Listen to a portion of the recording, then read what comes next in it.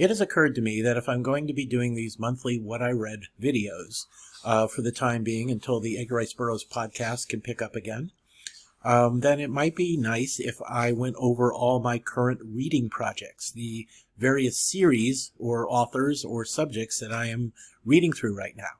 Now, in addition to the books I'm going to show you, I do just occasionally read something at random, usually a work of genre fiction or a work of history, occasionally a work of Christian theology, and they're chosen more or less randomly.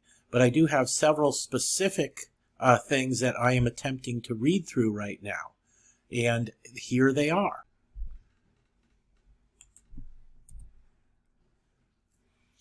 Now, the first relates to a podcast called All About Agatha.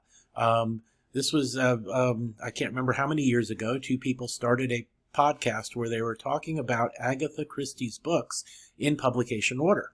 And my wife and I listened to one, and we liked it, and we decided that we would together read whatever the next book was coming up, and then listen to the podcast together. Usually when we're driving somewhere together, to and from church is where we listen to most of them. We are currently up to the episode that will discuss Lord Edgware Dies, a Hercule Poirot novel. And we've been enjoying this enormously. Both Angela and I agree that Agatha Christie is definitely the queen of mysteries. Her novels are superb. She pretty much fools us every time. They are usually fair play mysteries, and we rarely, if ever, have figured them out. And I don't believe, and we're both Christie fans. We've read a lot of these in the past, but neither of us have ever read through them methodically, and so we come across those we've never read at all. I believe Lord Edgware Dies is a new one for both of us, that neither of us has read it before, so we'll see if maybe this time we can beat Hercule Poirot to the solution. It's unlikely, though. Agatha Christie is simply smarter than we are.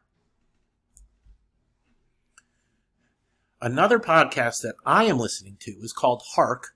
This was something done a few years ago by three guys who were talking about Ed McBain's 87th Precinct novels in publication order. I know that Angela's read at least one of these and enjoyed them, but they're not her thing as much as Agatha Christie. So I'm listening to this one on my own. As with the other podcast, I read whatever book is in they're going to be discussing in the next episode, and then I will listen to that particular episode and see if my opinions of the book match what they talk about. The guys doing this podcast, they have a knowledge of the history genre in general, and they are able to talk about these books very intelligently. The next one to come up will be Lady, I Did It. I hope to get to that in June, because I don't think I got around to reading one last month. It is the 13th or 14th in the series, maybe the 15th. For those of you not familiar with this series, the idea is that the detectives of the 87th Precinct, they share the spotlight. In any one novel, a different detective might be the lead character, and he'll kind of like rotate through them as the series goes on. And they are just excellent police procedurals. They are like the model for how to write a police procedural. He started writing them in the 50s. The book I'm up to now is from the early 60s. I'm going to say 61 without looking it up, but it's somewhere around there. So, the world changes as he wrote these.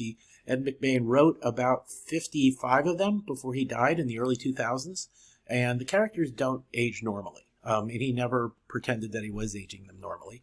So the world around them changes. Eventually they're using computers. Police procedures do change somewhat as time goes by. Right now we're at a point before you had to read suspects their Miranda rights, but that's going to be coming up soon, and that will change things, and so on. But regardless of when he was writing them, he would write a superb police procedural every time. I have read all of these at least once in the past. Some of them I've read multiple times, and I've never read a bad one. There are some I like better than others, of course, but all of them are good books. And I also found a podcast called Lighting the Pipes, a couple of guys who were discussing the original Sherlock Holmes stories. And they started this about 8 years ago, I think. And they have long since finished with the original Holmes stuff, and they're talking about other things now. But I'm just listening to them in order. And they, once again, are able to have an intelligent discussion about the strengths and weaknesses of each Sherlock Holmes story. And I've been enjoying them enormously. I don't always agree with their analysis, but of course that's part of the fun. And this month, I need to read the last two stories in the Memoirs of Sherlock Holmes. This is the second short story collection. It's a collection of the Holmes stories that Arthur Conan Doyle wrote in 1893 for the Strand magazine. And I should be able to declare this book has finished and done this month. I've only got two stories to go to read those and listen to the episode they recorded about those particular two stories. And then after that, it will be one of the novels, Hound of the Baskervilles. Now we have moved beyond the series I am reading because they match up with podcasts that I or myself and Angela are listening to. We're getting into the stuff that I use my serial reader on the phone, on my phone to read. This is a really cool app. I originally downloaded it, I'm going to say 7 or 8 years ago. And the stuff you can pick from are all classics, stuff that's in the public domain. You'll subscribe to one, and every day you'll get 10 to 15 minutes worth of that book on your phone. And you just read it gradually over however long it is. You can see from this picture that The Time Machine was 14 issues, and Moby Dick was 79 issues. So it would take you, a little more than 2 months to read the entire book in small packets. It is, I discovered, a fun way of reading a book. It does let you build up your book count for the year, although that's really not important. It doesn't matter how many books you read a year as long as you're enjoying reading them. But I'm egotistical enough to enjoy getting a few extra ticks on how many books I've read. And this is a good way of sneaking a few more books in over the course of the year. Now, this app does allow you, if you have something in the EPUB format, to download it into the app and add that to what you're reading. And on the Internet Archive, I found a number of books based on various science fiction media that I enjoy that were available just to download in EPUB format. I have, last year, I read a couple of books by Keith Walmar based on the 1960s science fiction series, The Invaders. I read a couple of books that adapted episodes of the science fiction show UFO from about 1970 into novels. And currently, based on what I've been able to find online, available in an EPUB format, I am reading a section of the original Target novelizations of the classic Doctor Who series. And what I decided to do, for no other reason, just then I wanted to do it, is to start with the first storyline that involves Sarah Jane Smith as a companion. She and Romana kind of tie as my favorite companions. And I will, this was the last season of stories that had John Pertwee playing the Doctor. Then we go into my favorite Doctor of all time, Tom Baker, and I will continue to read the Target novelizations via the serial app until I get through the Tom Baker books. Right now, I am currently reading Death to the Daleks, the third story from the season which introduced Sarah Jane Smith, the last Pertwee season. And after that, I will get to the Monster of Peladon. Now, when I finish Doctor Who, I won't immediately jump into another Doctor Who on my serial reader. I do just one book at a time on my serial reader, because you don't want to get bogged down each day when it gives you 10-minute sections of 5 different books. I will move on to another series of books that I found online in EPUB, which are the original 23 Man from U.N.C.L.E. novels. Now, these novels were not novelizations of specific episodes, but original stories, and some of them were quite good. And these things were actually huge sellers in the 1960s when they first came out. They are now available in EPUB. When I finish Death to the Daleks, the next book I go, because I'm just going alphabetically, will be the Man from U.N.C.L.E. book, which will be number 6, The Vampire Affair. These all were written by different authors. And the first 5 I've read, I enjoyed them all enormously. Several were really excellent. I am told by fans of the series who have read these books that there are a few clunkers in there. But I'm going to stick to reading them in order and deciding for myself which ones I like and which ones may have dropped the ball. When I finish Man from U.N.C.L.E., I will then move on to the Marvel novel series. Once again, I found these on the Internet Archive as EPUBs, which I was delighted to find because these have never been brought back in print. Several of them have been released as audiobooks recently, which I find interesting. So I'm hoping they will be officially reprinted, and I will buy them when they come out because I'd like to have them, with proper chapter stops and all of that. But in the meantime, I'm using the EPUB copies I found on the Internet Archive to read them. Whenever I finish a Man from U.N.C.L.E. novel, I then move on to one of the Marvel series novels. And I'm up to Doctor Strange Nightmare. When I get to the next, when it's time to read the next Marvel novel, I will be reading this one. And this is one that I have not reread since they were first released back in the 1970s, and I had them in paperback. I have a memory of this being the only one I didn't enjoy, but I do not remember why. It's been too many years. And William Rotsler, who wrote this one, wrote the previous one about Iron Man, which is one of the best of the series. So hopefully when I read it way back when, I was just in a bad mood or not in a Doctor Strange mood, because, Doctor Strange is a great character, or what have you. And I'm hoping that I'll like it this time.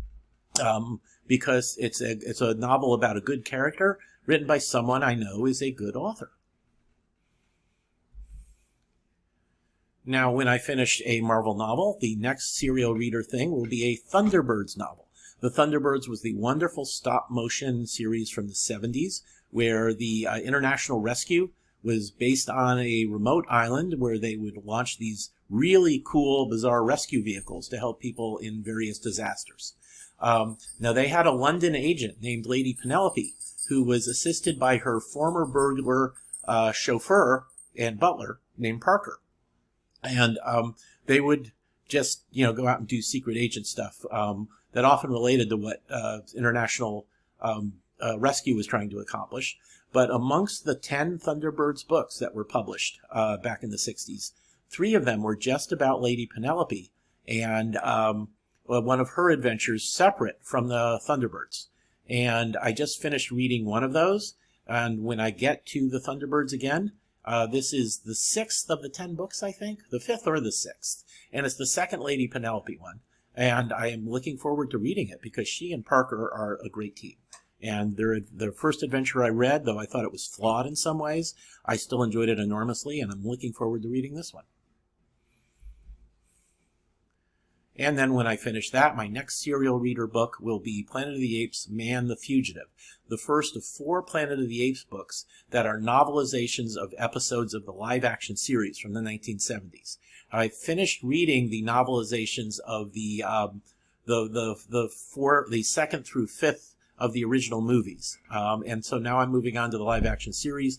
There are also novelizations of the animated series from Saturday mornings in the 70s that are available that I'll be getting to after I finish these. The first Planet of the Apes movies was based on a novel by Pierre Boulle. Am I saying his name right? Remembering his name right? I may not be. But the movie changed the original novel quite a bit. But because that novel existed, there was never a novelization of the original Planet of the Apes movies based on the story told in that movie, unless it exists out there in fan fiction form. So I had to start with the novelization of Beneath the Planet of the Apes, the second one, and then I read those 4 movie novelizations, and now I'm getting ready to move on to the TV show novelizations. Then I've decided that it's been far too long since I've read some of my favorite World War II based novels. And I recently reread The Beardless Warriors by Richard Matheson, which is the best World War II novel, in my opinion, ever written. And I'm going to keep reading some of the best ones. So there's no exact plan for what order I'll read them in, other than I've decided to read The Last Dogfight by Martin Caidin again. This is about aerial combat in the Pacific. It's something that Martin Caidin, who was a pilot as well as an author, knew about. He was able to present the aerial combat in a super exciting and also historically and technically accurate manner. And this is the best aerial combat book I've ever read, and one of the best World War II novels I've ever read. And it is sadly not in print anymore. If you can find a copy in a used bookstore, snatch it up and read it, because it is just brilliant. And I'm also, and this overlaps a little with rereading my favorite World War II novels.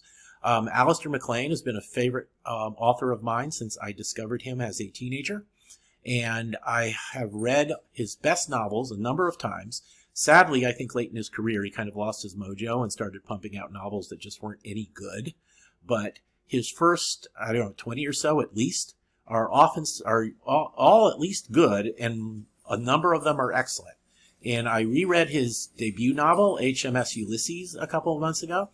And the next one I'm going to get to is The Guns of Navarone, his classic commando novel, one of the best commando novels ever written. I have great taste in books because every time I bring one of these up, I can say it was one of the best ever written, and I'm right. And so this is the next one I'll get to whenever I get to it. And I'm just going to keep reading through his novels in publication order until I get through the good ones. When I get to the bad ones, which is right about when he wrote The Sea Witch or Goodbye California, which are practically unreadable, I will probably stop there. But I got a lot of great stuff to go through before I get to the bad ones.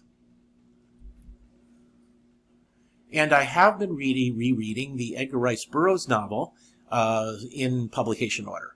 And I'm up to The Chessmen of Mars, so that will be the next one I get to for Burroughs.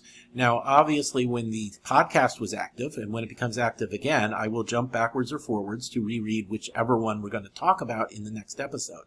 But in the meantime, I'm going to continue to go through them in order. We've done an episode on The Chessmen of Mars, but this is possibly my favorite a Martian novel of his, and I'm just going to enjoy diving into it again.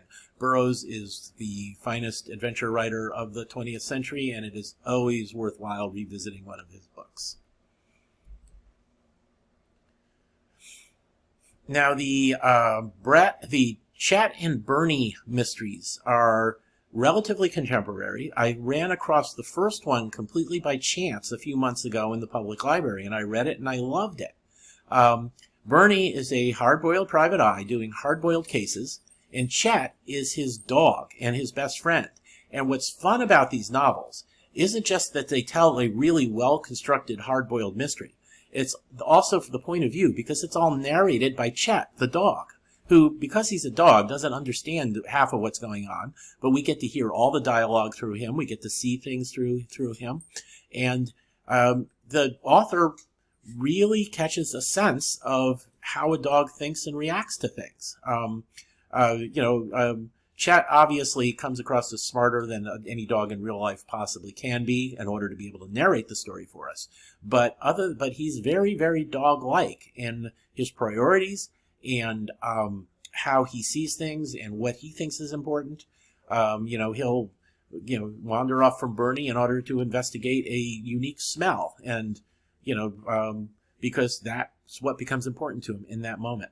But these are great books, and aside from being great mysteries with a unique perspective to them, they are also about, how much a man and a dog can love each other.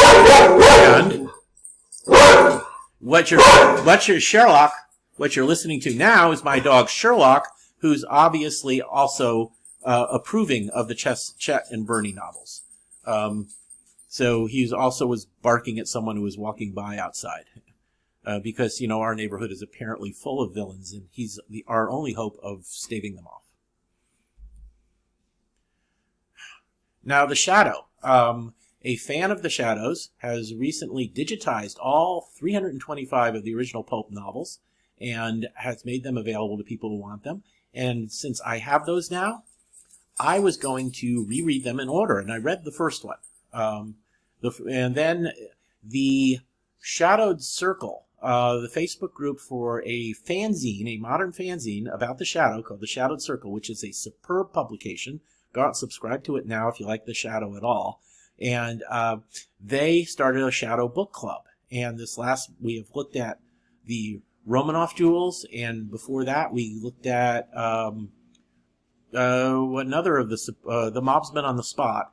So he's jumping ahead from where I was in the series, but that's fine. I can read them in any order.